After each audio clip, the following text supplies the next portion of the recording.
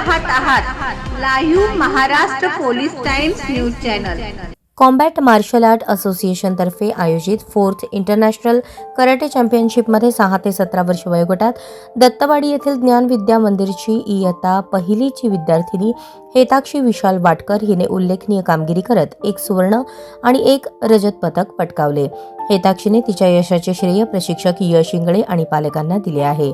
तसेच सर्व कुटुंबांनी आणि मित्रमंडळींनी तिचे कौतुक करत पुढील वाटचालीसाठी शुभेच्छा दिल्या।